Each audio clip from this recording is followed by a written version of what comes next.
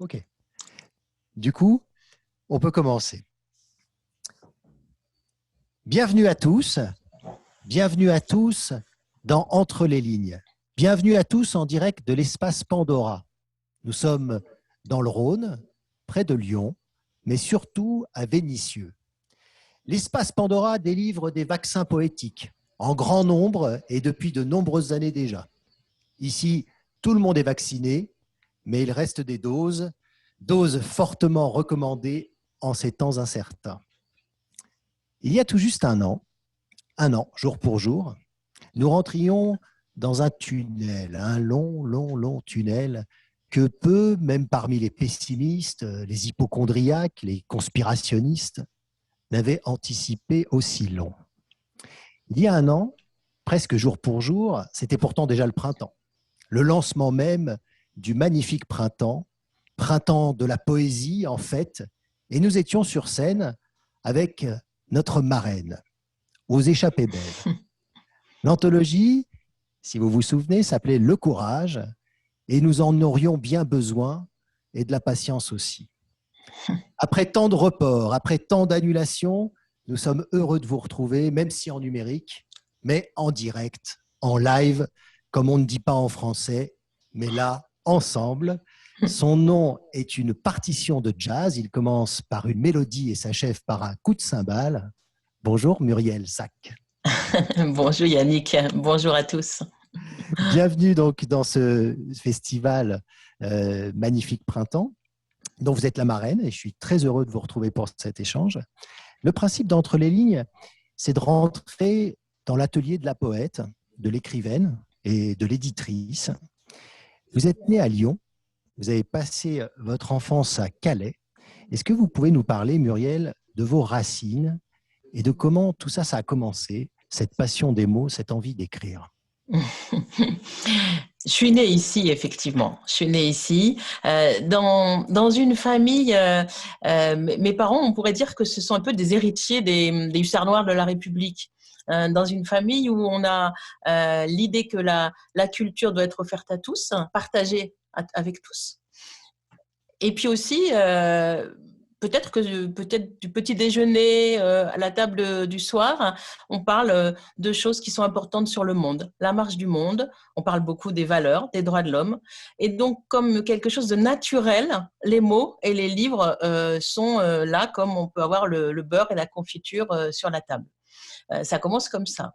En tout cas, ça commence comme ça dans mon souvenir. Effectivement, vous avez raison de dire qu'ensuite, je pars à Calais, même très tôt finalement, puisque dès 6 ans, je me retrouve dans les brumes du Pas-de-Calais. Et mes compagnons, à cette époque-là déjà, ce sont très naturellement les livres. Alors, pourquoi les livres? Peut-être simplement parce que ils sont peuplés de personnages qui sont des amis pour moi. Alors, ça peut paraître bizarre, hein, mais je le vis comme ça. Je me sens tout le temps entourée de gens, entourée des personnages des livres qui partagent ma chambre, qui partagent mes repas, que je partage aussi avec mes sœurs. Donc voilà, il y a quelque chose de naturel et pas de frontière entre les deux. Mais pour autant,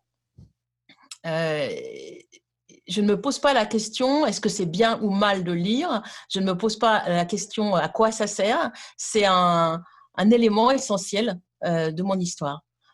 Par exemple, pour vous donner une idée, entre Lyon et Calais, c'est long la route, surtout à l'époque, dans les années 70. Quand on prend la voiture, on va mettre du temps pour arriver. Ben moi, je me dépêche de finir mon premier livre à peu près quand on arrive vers Paris pour qu'on soit obligé de m'en acheter un autre. Alors, sur la station d'autoroute, la collection notamment des 6 compagnons de la Croix-Rousse, par exemple. J'essaye de me dépêcher de finir le deuxième pour peut-être en avoir un troisième avant qu'on arrive à Lyon. Les parents vous guidaient beaucoup dans vos lectures?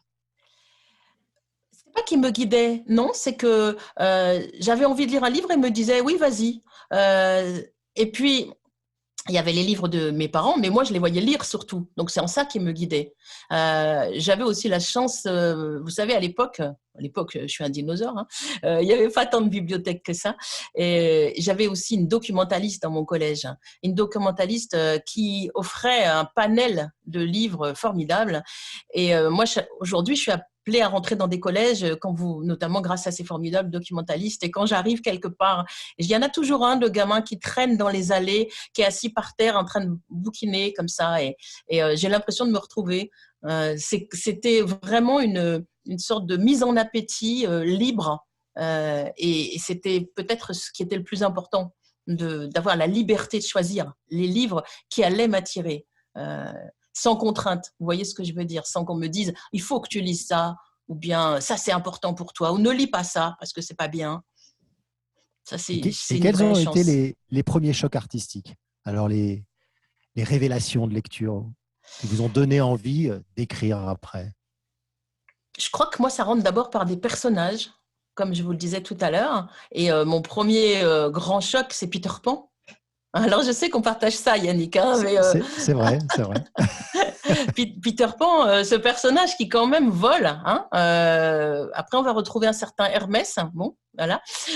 J'ai pas fait exprès, mais et puis surtout ce personnage, encore une fois, qui choisit de s'affronter au monde. Je sais pas, il me faisait rêver, il m'embarquait dans des aventures extraordinaires. Et je pense plus dans ces moments-là, alors après en grandissant, à des personnages. J'ai Étienne Lantier dans le Germinal de Zola. Avant cela, quand je suis au collège, je rencontre un personnage très important dans mon histoire et un livre qui s'appelle Il était un capitaine, qui est un roman de Bertrand Solé, qui écrivait des romans. Il n'y avait pas tant de gens, vous savez, à l'époque, qui écrivaient des choses pour la jeunesse, mais lui, il écrivait des romans qui parlaient des faits de société, qui parlaient de l'histoire. Et ce roman, c'est un journaliste qui couvre l'affaire Dreyfus. Donc, je rencontre à la fois la passion de la justice, l'horreur de l'antisémitisme, et en même temps que quelqu'un, ce personnage, avec sa plume, il peut en faire une arme de combat du bon côté. Ça, ce sont les premiers livres vraiment dont je me souviens jeune. Et l'écriture, alors, ça part d'où? Ça part quand? Ça part très tôt. Peut-être parce que j'étais très bavarde et que j'inventais tout le temps des histoires, mais j'ai, je crois, 7-8 ans, pas plus. Et j'entends encore ma mère me dire tu voudrais pas les écrire, tes histoires? Alors, je ne m'ai jamais demandé, ça va être l'occasion peut-être, hein, si c'était parce que je la saoulais trop. Mais par contre, je me souviens très bien de ma première histoire que j'ai écrite effectivement à cet âge-là. Et quand on parle d'écriture, attention, il y a écrire pour raconter des histoires. Euh, je n'ai jamais pour autant pensé tout de suite que moi, je pouvais aussi écrire pour avoir un lectorat, c'est-à-dire devenir écrivain. C'était des gens qui, pour moi, étaient sur un piédestal tellement haut, tellement loin. Moi, dans ma petite ville de province, je ne me sentais pas habilitée à imaginer que je pourrais un jour être parmi eux. Et c'était secret? C'était dans un carnet un peu intime, comme on dit, ou vous en donniez lecture aux autres? Mais ça dépend. J'avais un carnet secret, j'ai toujours eu un carnet secret, j'en ai encore évidemment, mais celui-là, c'est cette écriture pour nous. Et puis il y avait les histoires que je partageais seulement avec mes frangines, mes copines, et puis les histoires que je faisais lire aux parents quand même, aux grands, mais pas trop. Je partageais pas tellement avec les adultes. Par contre, je savais déjà, je ne sais pas pourquoi, que les mots pouvaient m'aider à dire quelque chose que j'avais à dire. J'avais envie de raconter des histoires pour mieux dire ce que j'avais envie de dire. Ça, je le ressentais très fort. Et quelle était la forme? C'était des romans, de la poésie, du théâtre, un mélange de plusieurs formes? Ben, justement, un peu de tout. Ouais. J'ai écrit mon premier roman, j'étais en cinquième, je ne suis jamais arrivée au bout. Donc, bon, mais c'était la forme romanesque. Après, sinon, c'était surtout des petites nouvelles. Mhm. J'ai fait une pièce de théâtre quand j'étais en sixième aussi. Et puis, bah, des petits bouts de poèmes. Là, j'oserais pas dire des vrais poèmes, des petits bouts. Hein, des petits bouts. Mais en fait, je ne faisais pas forcément le lien entre ce que moi j'écrivais et tout ce qui me nourrissait. Les contes et légendes du monde grec et barbare, qui était mon livre de chevet, ou je sais pas, tous ces livres qui peuplaient mon imaginaire d'enfant. Et puis ce que j'écrivais moi, j'avais pas forcément fait le lien, je crois pas. Ouais, c'est étonnant, c'est un vrai direct, hein, parce que je découvre des choses. Aujourd'hui, quand on découvre vos livres, votre œuvre, ouais, vous avez une écriture très protéiforme et ça existait déjà au départ parce que Mm. vos références, Peter Pan, etc., c'est presque des références d'acteurs, de lecteurs qui veulent incarner, de s'attacher comme ça au personnage. Moi, ça me rappelle un peu mon parcours, mais moi, je lisais pour trouver déjà des rôles dès l'âge de 5 6 ans.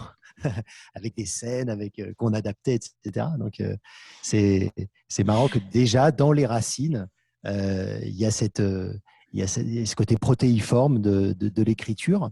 Il y a Euh, aussi peut-être, pardon, mais je pense que en fait, j'étais tellement prise par les personnages que souvent aussi, je réécrivais la fin des livres. Parce que surtout quand la fin me plaisait pas. Et au point que, par exemple, aujourd'hui, je me souviens plus pour certains livres que j'ai lus, quelle est la vraie fin, la mienne que je me suis imaginée, ou bien celle de l'écrivain. Et ça, j'ai fait ça longtemps. Hein. Je faisais ça dans ma tête au collège aussi, et même au lycée. Je me souviens d'avoir réécrit la fin des Chouans de Balzac, parce que non, là, vraiment, c'était pas possible quand même que ça se termine comme ça. Euh, et puis mes coups de cœur énormes, le dernier jour d'un condamné de Victor Hugo, le jour où je rencontre Victor Hugo, je l'avais déjà rencontré en lisant Les Misérables avant, mais là, d'un seul coup, vous avez un choc. Enfin, il y a aussi des moments qui sont des chocs essentiels, qui sont des petits cailloux en fait sur un chemin. Les livres de mon enfance, hein, ce sont tous ces petits cailloux. Vous les mettez dans un sac, vous vous rendez pas vraiment compte. Puis à un moment donné, vous avez tout un petit mur, un tremplin. alors aujourd'hui, on va faire un petit saut dans le temps. Donc Muriel, vous avez eu plusieurs vies, hein, comme les chats, et vous êtes aujourd'hui écrivaine, directrice de collection, de plusieurs collections. Comment vous organisez votre temps entre tous ces projets? Comment ils se mêlent, ils se démêlent les uns les autres? Je cours derrière le temps en permanence. Euh, pour moi, ils sont tous, ils se donnent la main les uns les autres. De la même, enfin, il n'y a pas d'un côté ma vie d'autrice et puis d'un côté ma vie d'éditrice. Tout ça se mélange parce que j'aime autant mettre en valeur le travail des autres, c'est-à-dire j'aime ce côté accoucheuse dans la vie de l'éditrice. J'aime aussi le côté marieuse, finalement, c'est-à-dire d'associer un écrivain avec un personnage ou un sujet ou un thème. Donc tout ça, c'est quelque chose qui me noue, me motive. Et au fond, quand j'écris, eh ben, moi aussi, j'essaye d'associer, de me marier moi-même avec les personnages. Par contre, je ne pourrais pas vous dire, alors il y a 50% de ma vie comme autrice, 50% comme éditrice, ou bien, voilà, c'est tout ensemble, c'est tout mêlé. Et pour entrer dans l'atelier, alors juste de l'auteur, est-ce qu'il y a des moments de la journée où vous aimez écrire? Il y a des endroits qui sont plus propices pour poser des idées ou de nouveaux projets? En fait, plus que des moments, il y a des lieux, bien sûr, notamment notre petit paradis secret, n'est pas si secret que ça d'ailleurs, puisqu'il est en Crète, c'est que c'est l'endroit vraiment de l'inspiration, mais peut-être que vous allez m'en reparler, je ne sais pas. Mais moi, en fait, je crois que le travail d'écriture, il commence pas au moment où je me mets à écrire, il commence bien avant. Il commence dans ce moment où les personnages vont prendre naissance dans ma tête et progressivement prendre toute la place. Et donc, ça se passe tout le temps. Euh, C'est-à-dire que j'y songe euh, quand je fais la cuisine, parce que j'aime beaucoup réfléchir à mon travail en faisant la cuisine. J'y songe quand je prends un train. J'y songe. Donc, vous voyez, c'est pas ça s'interpénètre et c'est le moment où je ne me dis jamais ah bah tiens, sur quoi je vais écrire aujourd'hui? Pas du tout. Un sujet et des personnages frappent à la porte, ça s'impose. Il faut que ce livre sorte. Donc il y a tout ce temps de gestation de l'écriture, et je ne sais pas toujours d'ailleurs sous quelle forme ça va sortir. Vous avez raison de parler de protéiforme, parce que quelque chose m'habite et puis ça devient de la poésie, quelque chose m'habite et puis ça devient un roman, ou, voilà. Et donc c'est un peu tout le temps. Alors, je vais me mettre sur mon ordinateur pour écrire à un moment donné. Et là, à ce moment précis, le temps de l'écriture, c'est surtout qu'on ne me dérange pas. Surtout qu'on ne vienne pas bousculer. Et je peux rester des heures à l'intérieur du livre. À ce moment-là, il n'y a plus rien qui compte, d'autre que eux et moi, eux, mes personnages et moi. Ou ce que j'ai mes personnages ou mes mots. Mais ce n'est pas compartimenté. Donc, vous pouvez, par moment, avoir 3 livres qui se développent en même temps. Alors, oui et non. Oui, quand c'est une forme brève, par exemple la nouvelle, ou bien oui, quand la poésie arrive, parce qu'elle, non seulement elle arrive quand elle ne prévient pas, elle frappe à la porte et d'ailleurs elle n'a rien demandé, elle est déjà là. Pour un roman, c'est plus complexe quand même, hein, parce que pour le coup, c'est un compagnonnage. Ça commence, vous savez, le moment où je le tiens, c'est le moment où je les croise dans la rue, les personnages. C'est le moment où je me réveille le matin et ils sont là avec nous dans le lit. Et là, je me dis, ça y est. Et là, à ce moment-là, non, c'est un seul livre. Hein. C'est un seul projet. Il y a aussi quelque chose, au moment où je me mets à écrire, qui est du domaine pour moi d'abord de la jubilation. L'angoisse, elle n'est pas à ce moment-là. Au moment d'écrire, il y a comme un rendez-vous. Parce que justement, j'ai cette vie qui est assez pleine et je dois me battre pour préserver des espaces pour mon écriture intime, pour mon écriture personnelle. Donc, du coup, quand ça arrive, il y a une jubilation extraordinaire. Surtout quand, par chance, pour certains de mes livres, j'ai pu carrément bloquer des moments où je ne faisais plus que ça. Ça, c'est un bonheur. Et puis ensuite, il y a le moment où on se relit, le moment où on corrige. Ça, Et moi, je passe plus de temps à douter et à reprendre qu'à faire un premier jet. Donc ça, c'est moins agréable, c'est plus hésitant. alors, effectivement, vous en parliez tout à l'heure, il y a un endroit, donc en Crète, où vous vous isolez d'une certaine façon et vous avez des plages de temps plus grandes pour écrire. Est-ce que aujourd'hui, c'est attaché à votre feuilleton mythologique à succès donc sur la mythologie grecque, ou est-ce que peut surgir là-bas en Grèce n'importe quelle autre œuvre? Non, n'importe quelle autre œuvre. Bien sûr que c'était la terre où il fallait aller écrire les feuilletons mythologiques, évidemment. Mais je viens de terminer deux romans de suite qui paraîtront un jour bientôt. Je les ai écrits, ça ne parle pas de la mythologie grecque du tout, je les ai écrits là-bas. Non, pourquoi? Quand vous dites isolé, c'est plus complexe que ça. C'est à la fois un endroit d'isolement parce que ça permet un peu de retrait de la vie trépidante d'éditrices parisiennes, etc. Mais aussi un endroit qui me relie bien plus profondément au monde et aux autres. Quelque chose qui fait que d'un seul coup, je pose les pieds au sol, hein, je les enracine, et là, l'écriture, elle va pouvoir venir beaucoup plus fluidement. Donc, c'est pas forcément pour écrire sur la Grèce, non. Il y a une question qui me vient. Est-ce que dans l'endroit où vous êtes, en Crète, les gens parlent français autour de vous? Non, pas du tout. Et cet isolement, alors, par rapport à la langue française, est-ce que ça crée un rapport différent, du coup, à la langue? Moi, j'ai toujours été fasciné, par exemple, par Bernard-Marie Coltès, qui disait qu'il écrivait avec beaucoup plus d'organicité quand il était à l'étranger, notamment à New York, parce que le seul contact qu'il avait avec la langue française, c'était plus qu'un contact intime, puisqu'il n'était pas entouré de gens qui étaient francophones. C'est très intéressant ce que vous dites là, parce que je crois que j'ai jamais pensé comme ça. Effectivement, la personne qui parle français quand je suis là-bas et que j'y suis, je suis avec lui, c'est mon compagnon, Bruno Doucet, mais il écrit lui aussi. Donc en fait, à part lui, les voisins du village, il n'y en a pas un qui parle français, et on se parle en grec ou en anglais parfois. Eh bien peut-être que ça recentre, oui, sur une écriture plus essentielle. En tout cas, ce qui est certain, c'est que l'inspiration, elle vient aussi des lieux, du paysage. J'ai pas besoin que… peut-être qu'en fait, ça coupe le robinet de bavardage qui nous envahit en permanence dans la vie de tous les jours.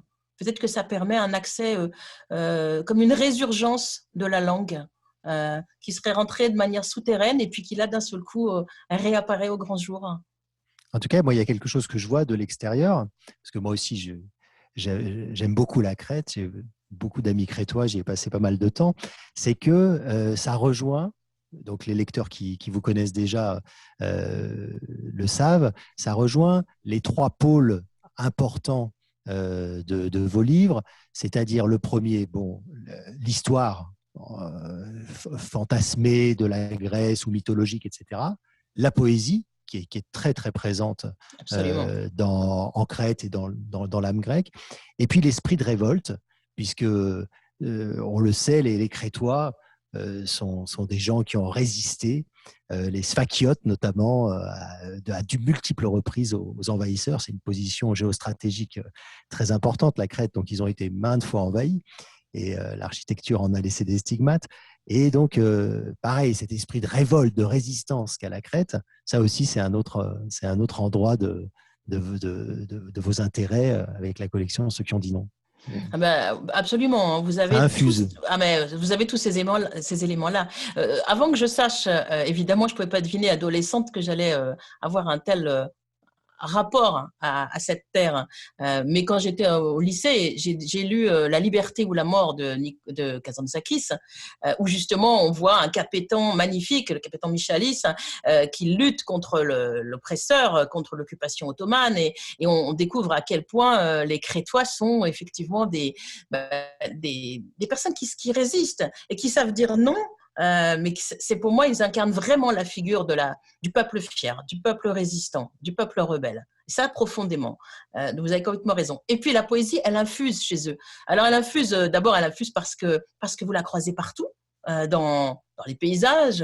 Quand j'étais au lycée, j'avais découpé sur mes cahiers cette publicité, vous ne pouvez pas vous souvenir, vous êtes trop jeune, mais il y a une pub qui disait, formidable, qui disait « La mer a un pays, la Grèce ». Voilà, c'est exactement Magnifique. Ça, avec des photos de tourisme. Et moi, je lisais ça, j'avais découpé, je disais, voilà, c'est ça. Donc, il y a déjà ce pays et ce paysage qui lui-même est porteur de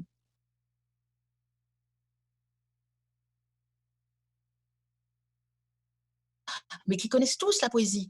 Vous êtes dans une fête, dans un village, et puis d'un seul coup, ils se mettent à inventer eux-mêmes des poèmes. C'est une tradition qui existe, on l'a vu, on y assiste. Ou bien vous arrivez tard dans la nuit à l'aéroport, et puis vous êtes très fatigué, et puis vous, le loueur de voiture, vous discutez 2 mots comme ça, et qu'est-ce qu'il fait d'un seul coup? Écrivez, et hop, il vous récite un poème de Yanis Ritsos. Là, comme ça. Voilà, c'est ça qui fait qu'effectivement, vous avez ce mélange qui correspond réellement en fait à mes différents centres d'intérêt. Je vais vous faire un petit cadeau, Muriel. Je vais vous faire écouter quelque chose. Petite respiration musicale.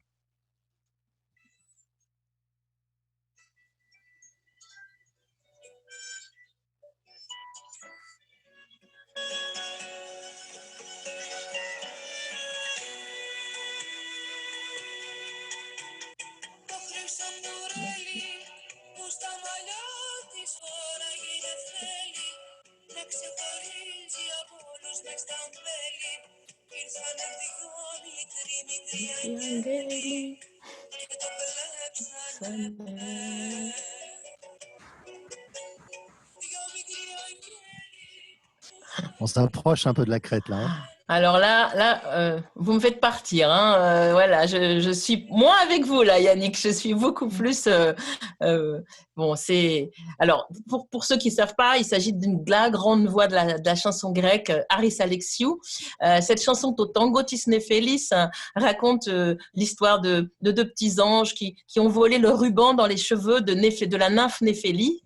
Et cette voix, cette femme. Et toutes les chansons d'ailleurs qu'elle porte, alors là, m'ont accompagnée dans toute l'écriture, alors particulièrement l'écriture de mon dernier feuilleton mythologique, Artémis, mais je pense que sa voix et ses chansons, c'est peut-être tous les jours là-bas, c'est très très intimement lié à l'écriture, très fortement. Mais quand même, qu'est-ce que c'est beau, non?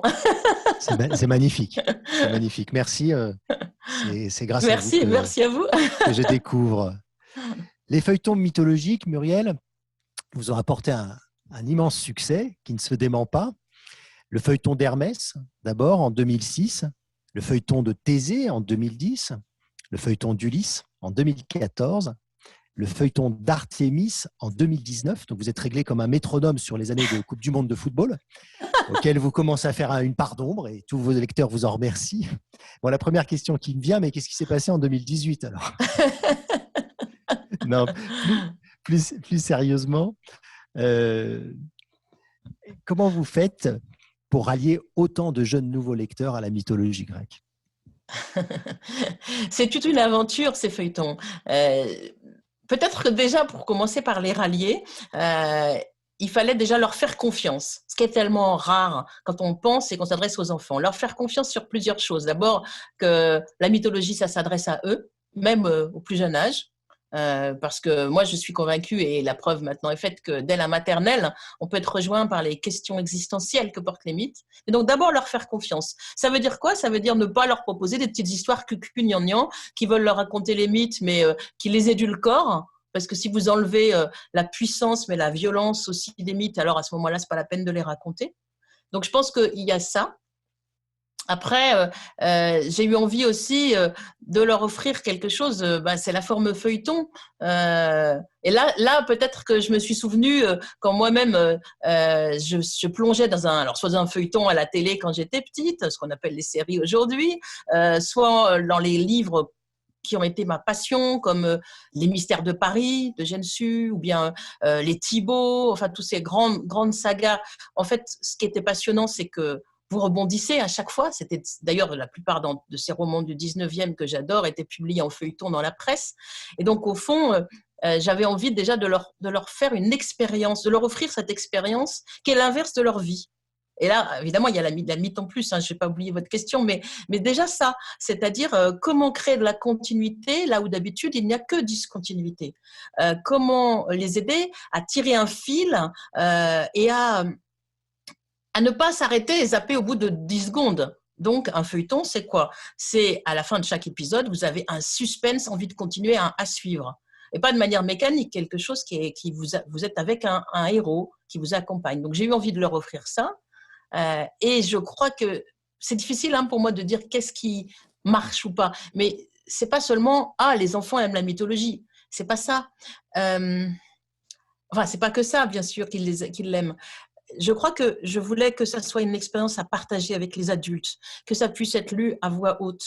Et que du coup, ce qui se joue, c'est aussi le bonheur, soit en famille, soit avec les enseignants qui les pratiquent, et de partager ensemble les questions que ça charrie, et aussi de lancer des débats.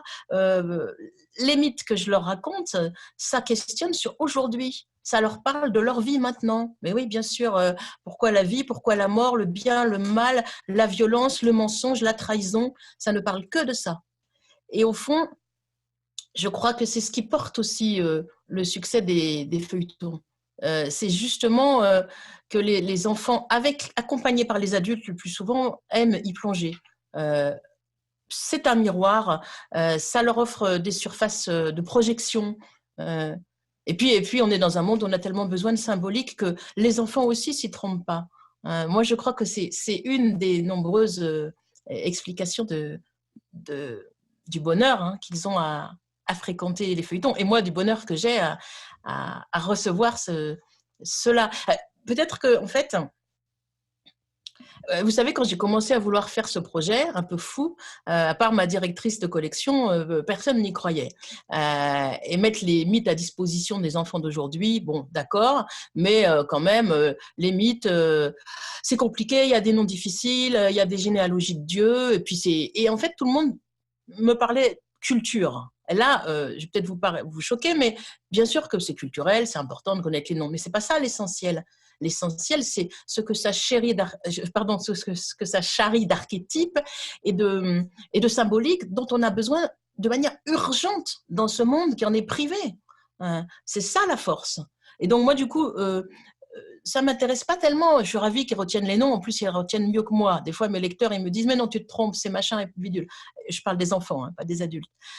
Mais ce qui est important, par contre, c'est quand vous avez une petite fille de 5 ans en face de vous, ou de 10 ans, ou un petit garçon, pourquoi pas, n'importe, qui vous dit mais ça se fait pas de balancer son fils par la fenêtre parce qu'il n'est pas l'enfant, il n'est pas beau. Ça, c'est ce que fait Héra à Héphaïstos. Ou bien quand elle vous dit mais Thésée, il n'était pas obligé de croire Phèdre quand elle lui a dit que Hippolyte l'avait courtisé. Enfin, et pourquoi est-ce que Orphée s'est retourné trop tôt? Pourquoi il n'a pas eu confiance? Voilà, moi ça m'intéresse. Et je crois que c'est dans ce moment-là fécond que les enfants s'engouffrent. Enfin, les enfants, les adultes, ce qu'ils vont chercher dans les feuilletons, c'est ce que nous, on va chercher dans la mythologie, hein, je crois. Alors, je vais vous montrer le livre, parce que en plus, c'est un magnifique objet, c'est d'une intelligence rare. Ce sont 100 épisodes, et les épisodes sont séquencés presque pour que les parents puissent lire un épisode chaque soir. Et au début de chaque épisode, il y a le résumé de l'épisode précédent, comme dans tout bon feuilleton. Et puis, à la fin de chaque épisode, il y a ces mots terribles, haletants, qui veulent dire aussi « on va se coucher », c'est « à suivre ». Et pour offrir un extrait avec Muriel, nous avons, si vous en êtes d'accord, choisi de vous lire un passage.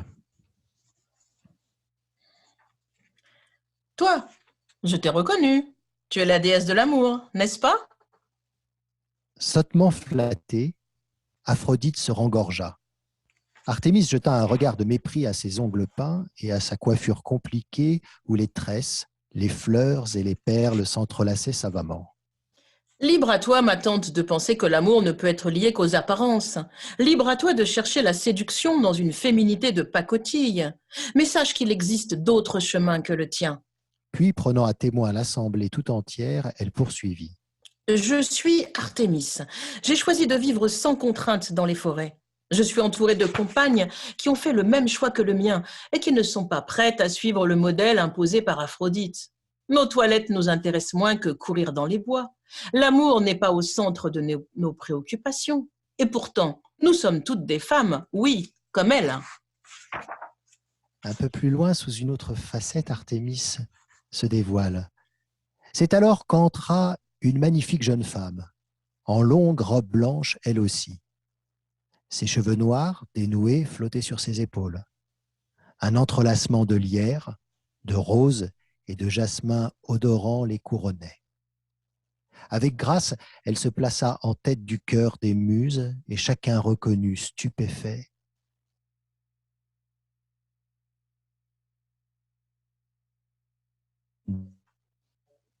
sans apparition. Artémis ferma les yeux et elle se mit à chanter. Elle chanta comme on se jette parfois à l'eau, sans être sûr de savoir nager, mais parce qu'on ne peut plus reculer, quelque chose à accomplir qui dépasse la peur. Sa voix grave s'éleva, limpide et chaude. Elle portait en elle la vibration des saisons, quand les alouettes drapent le printemps de leurs trilles, quand le cri des cigales ensemence l'été de lumière, quand les craquements des sous-bois font frémir l'automne, quand les aiguilles de pin habillent l'hiver d'un manteau de velours. Son chant abritait la pâleur de la lune et sa douceur aussi.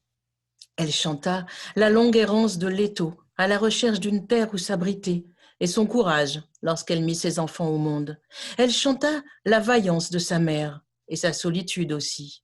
Dans les yeux de Zeus, une larme brillait. Et puis tout en chantant, Artémis commença à danser, une danse où se mêlaient lentes ondulations et cascades nerveuses, balancements gracieux des bras et virevoltes soudaines, claquements de mains et envolées de talons. Tout son corps frémissait comme une houle, et chacun, hypnotisé, restait suspendu à la grâce de ses gestes. Peu à peu, les muses entrèrent à sa suite dans la danse. Apollon et Hermès reprirent alors leurs instruments et accompagnèrent la ronde menée par Artémis. La déesse, habitée par ce chant et cette danse, ne cessait plus de tournoyer. Elle n'entendit pas Zeus, tremblant d'émotion, dire Eh bien, Et- te voici désormais chargée de mener le cœur des muses, ma fille. Pas plus qu'elle n'entendit Héra siffler entre ses dents. Gracieuse danseuse ou sauvageonne des bois, tu ne perds rien pour attendre. Qu'est-ce que c'est beau, qu'est-ce que c'est agréable de redécouvrir comme ça la mythologie avec cette clarté, cette puissance d'image. Euh, les illustrations sont aussi un point de départ. J'en montre ici une. Oui, merveilleux travail d'Olivia Sautreuil pour le feuilleton d'Artémis. Hein. Et d'ailleurs, pour tous les feuilletons, j'ai eu la chance d'être accompagnée par des illustrateurs formidables. Hein. On parlait d'un mariage, quel mariage. Mais Artémis, cette femme libre et rebelle, hein, libre et rebelle, d'accord. Qu'est-ce qu'elle nous dit là sur le désir, ce qu'on vient de lire là? C'est comme le désir, le thème du printemps des poètes cette année. C'est Elle vrai. nous, hein, les femmes de la mythologie, je vous dis qu'elles nous parlent de nous aujourd'hui et maintenant. En tout cas, pour tous ceux qui ne connaîtraient pas encore cette édition, c'est quoi? C'est 270 000 exemplaires vendus, peut-être 300 000. Je vous Bon, montre beaucoup plus là maintenant, vous avez les beaucoup plus. chiffres de quand. C'est du direct. Hein, alors, c'est combien? C'est 400? 350, c'était en décembre. Bah, bravo. Bravo d'avoir mis à la portée de 350 000 personnes ces fabuleux destins symboliques, ces fabuleuses leçons de vie. C'était le feuilleton d'Hermès, le feuilleton d'Artémis. Je voulais aussi montrer les ouvrages parce qu'ils sont, en plus d'être profondément intelligents, ils sont extrêmement beaux. Ceux que vous avez montrés contiennent l'audio d'ailleurs, hein, la version audio. Exactement. Il y a un CD qui est joint à l'ouvrage. On va passer maintenant sur un autre sujet qui vous anime. J'aimerais que vous nous parliez, Muriel, de la collection Ceux qui ont dit non. C'est une collection que vous dirigez chez Actes Sud Junior. Cette collection met à l'honneur des révoltes de femmes, d'hommes qui ont su, à leur époque, dire non. Des noms qui, aujourd'hui, semblent tout à fait évidents, mais qui, à leur époque, ont été la marque d'un courage extraordinaire. Avant de rentrer dans le détail, comme ça, spontanément, Muriel, quel est le combat le plus urgent à engager aujourd'hui, selon vous? Ouh, alors là, il n'y a pas de hiérarchie. Peut-être trouver un combat qui les résume tous, par exemple la justice, ou parce que là, dans la justice, un non à la justice, vous mettrez un non aux discriminations, un non à la violence, un non à tout ce qui est tout ce qui ne fonctionne pas dans ce monde. Mais il n'y en a pas un qui prime sur l'autre. Hein. Vous n'avez pas envie de dire non, comme ça, ici et maintenant, à quelque chose en particulier? Là, c'est l'éditrice qui doute. Ben, en fait, vous savez quoi, quand vous me posez cette question, je viens d'envoyer à l'impression les 3 prochains noms. Un Nadia Mourad, non à l'esclavage sexuel. Ouais. Un Rachel Carson, non à la destruction des espèces. Bon, donc évidemment, les noms qui me viennent. Et puis alors après, tout de suite derrière, il y a les autres noms qui sont déjà parus. Donc c'est comme dans la collection, ceux qui ont dit non, les noms se tiennent par la main les uns les autres. Les noms NOMS et les noms NON. Vous voyez, donc c'est pas un qui serait un nom plus fort que les autres. Par contre, attention Yannick, derrière chaque nom, pour moi, pour qu'un nom soit valable, il faut qu'il y ait un oui. Ah, bien sûr, bien sûr. Ah oui, mais c'est du coup, ça veut dire que le nom, il est productif. Donc, si vous dites non à la justice, vous dites oui à la justice. Ça a l'air Évidemment. d'être un lieu commun, ça a l'air d'être une évidence, mais pas tant que ça, parce que vous voyez qu'il y a des noms qui ne tiennent pas la route, du coup. Les vrais grands combats, ce sont des combats, mais ce sont ceux des droits de l'homme, tout simplement. Hein. Alors, c'est une collection qui a plusieurs années, qui rencontre 11 ans, également 11 ans. voilà, 11 ans exactement, qui rencontre un grand succès. Alors, je montre quelques exemplaires. C'est John Baez qui a dit non à l'injustice. C'est Jacques Prévert qui a dit non à l'ordre établi. Les BD, maintenant, se sont joints. Je montre Victor Hugo qui a dit non à la peine de mort. Comment s'est fait le choix entre, dans la collection, il y a comment dire, des personnalités qu'on attend tous, hein, comme Victor Hugo, Émile Zola, personnellement Harvey Milk, où je me disais, est-ce que ça va être qui va prendre cette fonction? Puis d'autres qu'on découvre, comment ça s'est organisé un peu le choix? Je revendique ma subjectivité complète, déjà. C'est-à-dire qu'il faut que ce soit des combats qui me préoccupent et des personnalités qui me plaisent, mais aussi des écrivains qui me plaisent. Et quand je dis qui me plaisent, c'est qu'en fait, les auteurs de la collection Ceux qui ont dit non sont en résonance avec les thématiques ou les personnages. Il faut que ce soit des gens engagés eux aussi. Donc ça, c'est la première des choses. Ensuite, comment ça se choisit? Des fois, on attendrait, tenez par exemple pour la discrimination raciale, on attendrait plus volontiers Martin Luther King et pourtant on a choisi Rosa Parks. Voilà. Des fois, je choisis le personnage et je fais le mariage avec l'auteur. Des fois, c'est l'inverse. C'est l'auteur qui vient me le proposer un personnage. Et ce qui m'intéresse, c'est d'essayer d'éprouver le combat, c'est-à-dire de voir est-ce qu'encore aujourd'hui, on a des raisons de dire non. Voilà. Donc, et puis, on va trouver. C'est plaisant aussi de faire émerger des figures moins connues. Par exemple, Morderai Anielewicz, le chef des combattants du ghetto de Varsovie, un nom au désespoir, ou bien Sophie Scholl, la résistante allemande, un nom à la lâcheté. Et puis parfois de prendre aussi des personnages connus et de les mettre sous un aspect peut-être moins connu. Par exemple, alors vous en avez avec vous, moi aussi j'en ai un. Je me promène toujours avec mes petits livres. Le Frida Kahlo, Non à la fatalité. Bien sûr. Voilà, par exemple, on n'imagine pas.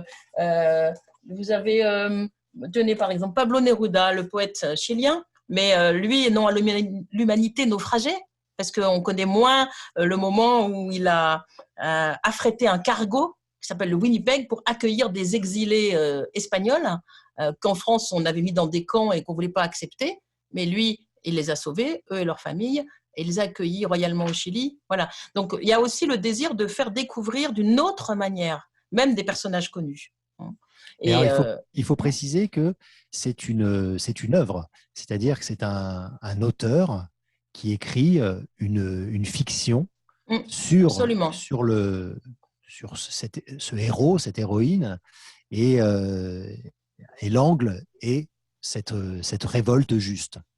Ce sont des romans, ce ne sont pas des biographies, et c'est très important, y compris, encore une fois, hein, c'est un public jeunesse, paraît-il. Je dis paraît-il parce que notre public, ce sont les ados, mais les adultes les dévorent et ils trouvent leur compte au niveau qualité littéraire, d'autant que c'est très difficile de faire court pour un écrivain. Donc, ce sont des romans parce que ça travaille mieux l'empathie, parce que ce qui est important, c'est que le lecteur qui découvre la vie de ce personnage et son combat puisse s'identifier, puisse se dire moi aussi j'ai le droit de dire non contre la torture, contre l'homophobie, etc. Donc ça c'est la marque, je dirais, et je pense aussi ce qui a fait la force de Ceux qui ont dit non, c'est aussi ça. C'est que les écrivains sont plus que libres dans la forme qu'ils choisissent, de faire une vraie fiction, de nous embarquer. Voilà. Et puis aussi, je crois que c'est important qu'on se rende compte que ces grandes figures, ce ne sont pas des icônes, ce n'est pas une hagiographie. Ils ont des doutes, ils ont des peurs, ils sont parfois lâches aussi. Ils sont comme vous et moi, en fait. Ces grandes figures-là, on n'en parle jamais, hein, on n'en parle pas souvent. On croit qu'on les connaît, mais vous savez, quand on va dans des collèges et qu'on leur dit... je ne sais pas, justement, Federico Garcia Lorca, Aimé Césaire, ils disent...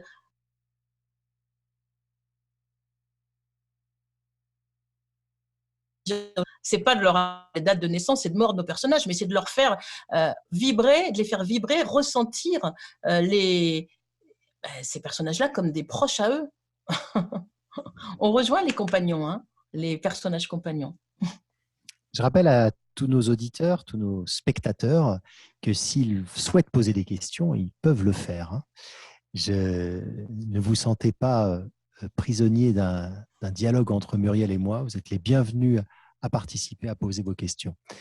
Je précise aussi que dans cette collection, il y a une première partie, donc c'est une biographie subjective d'un auteur sur un roman héros, un roman.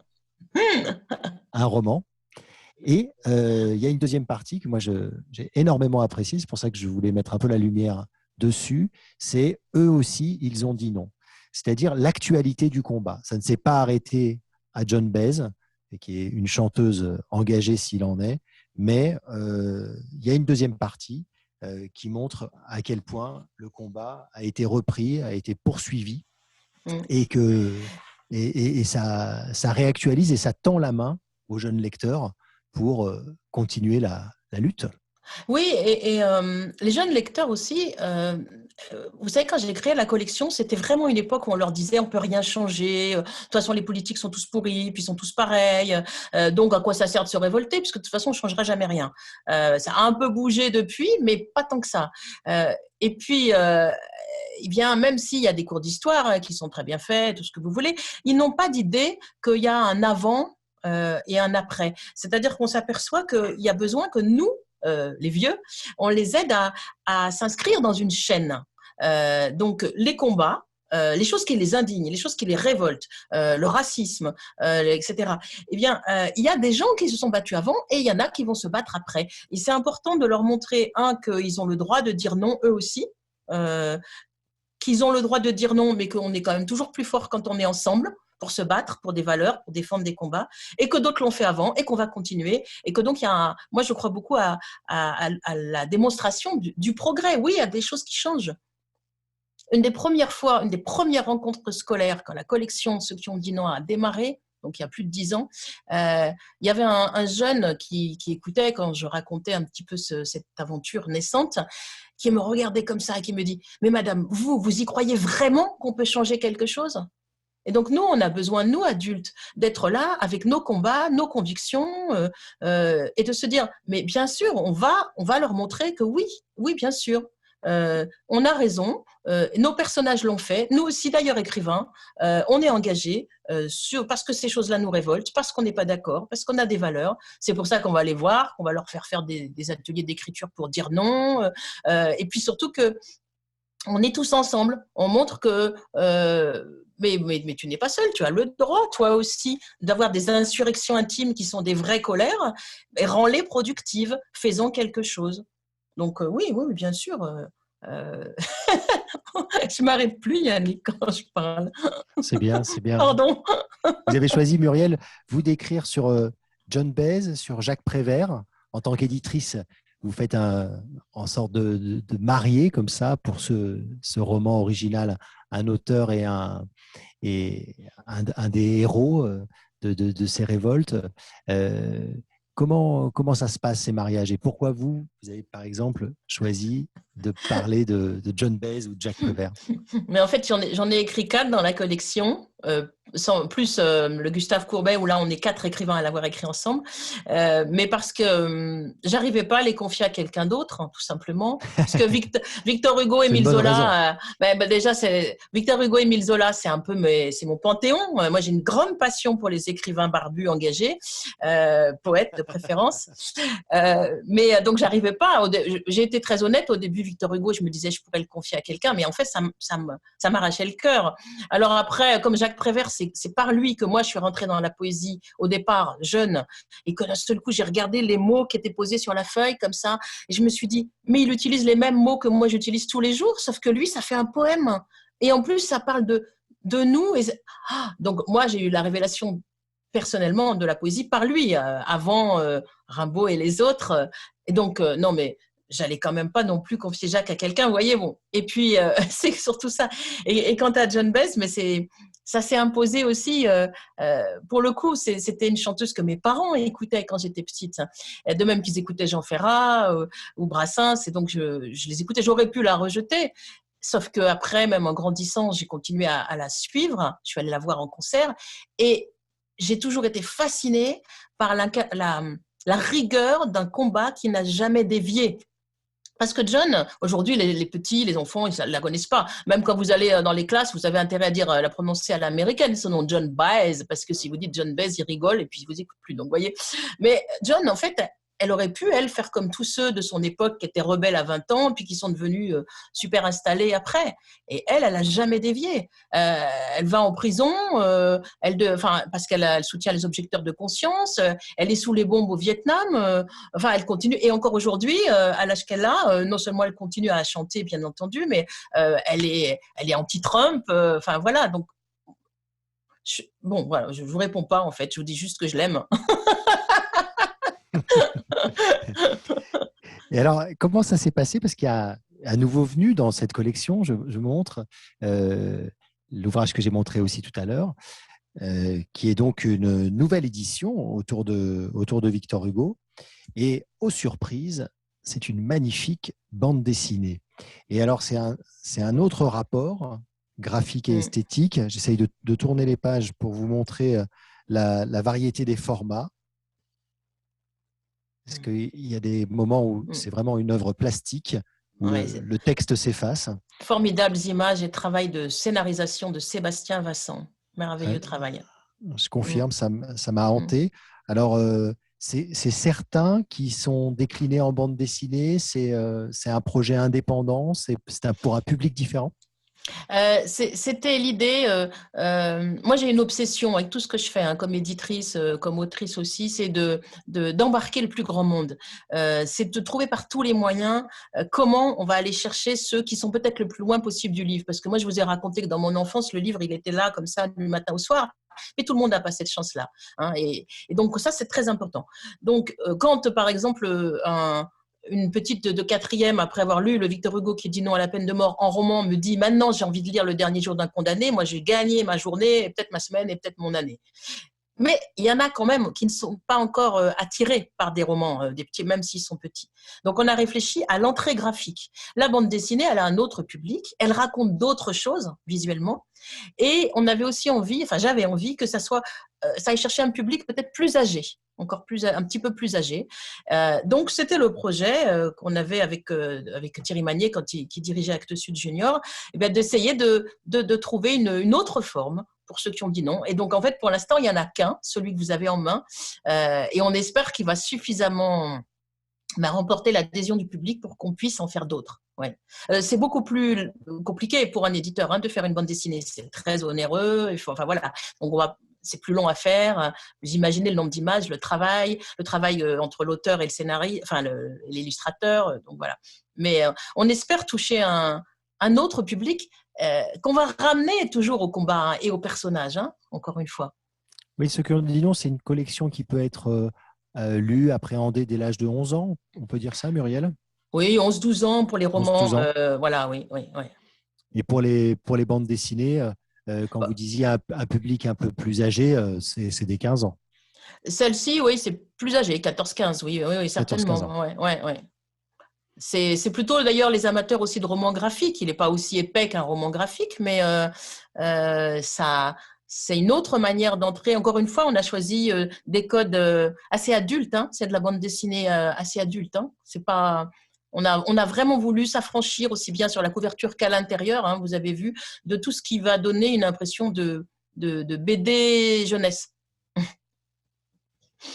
Muriel, le rapport peut-être le plus intime, le plus charnel à la langue et aux mots, il passe pour moi par la poésie. C'est pour ça que depuis une vingtaine d'années, je consacre une partie de mon temps à lire des textes poétiques, ce qui n'est pas le cas de tous les acteurs, etc. Pour vous, puisque vous êtes la marraine de ce magnifique printemps, printemps de la poésie, que représente l'écriture poétique et quelle place elle a dans votre chemin, dans vos envies? Bon, déjà, pour moi, la poésie, elle est au-dessus de tout. Elle doit être dans les œuvres, mais pour moi, le poète, les poètes ont un rapport au monde que je trouve absolument fascinant et différent des autres. C'est-à-dire que le poète, il entend ce que les mots ne disent pas quand c'est un bon poète et il va nous permettre d'entrer en communication avec le monde différemment, nous, lecteurs de poèmes. Donc, particulièrement, ça va être une sorte de veilleur, d'éveilleur. C'est pour ça qu'une manifestation comme le Magnifique Printemps, moi j'adore. D'abord, j'étais très honorée, très fière d'être la marraine. Et puis qu'elle puisse se tenir cette manifestation malgré tout, oui, oui, bien sûr. Aussi parce qu'il y a une vitalité dans la poésie. Alors, quelle place elle a dans ma propre vie? Alors, je vous parlerai peut-être d'éditrice après, mais dans l'écriture, euh, Thierry Renard de l'espace Pandora, le patron de Magnifique Printemps, il dit que c'est plus secret dans mon travail. Et j'aime bien, en fait, parce que je n'avais pas réfléchi que ça prend plus les marges. Hier, j'ai fait une lecture de mes poèmes pour le Magnifique Printemps. j'ai lu 2 poèmes qui sont publiés en livre d'artistes aux éditions de la Margeride. J'ai aussi lu des inédits, j'ai aussi lu quelques poèmes dans des anthologies. Mais c'est vrai que vous n'allez pas, pour l'instant, trouver un livre entier de poèmes. Eh bien, si, en fait, vous en trouverez un en septembre. Alors, tout à l'heure, vous m'avez dit protéiforme. Ben voilà, typiquement, j'ai écrit un recueil de poèmes qui s'appelle « Immenses sont leurs ailes ». Pour accompagner des illustrations d'une grande illustratrice, Nathalie Novi, qui est une amie et qui dessine depuis des années les enfants syriens. Et voilà, une histoire. Ce sont des poèmes qui sont nés comme ça parce que la forme, j'avais besoin d'en parler sous cette forme. Voilà. Merci Muriel. L'heure a passé délicieusement et très rapidement. Je voulais finir en musique. Est-ce que ça va fonctionner?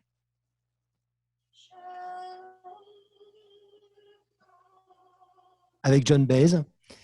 Et vous remercier à tous, chacun et chacune, pour ce moment entre les lignes avec Muriel Zac. À bientôt. Le magnifique printemps continue toute la semaine, tout le mois. Et tant que vous serez attentifs à la poésie, il sera là. Belle soirée.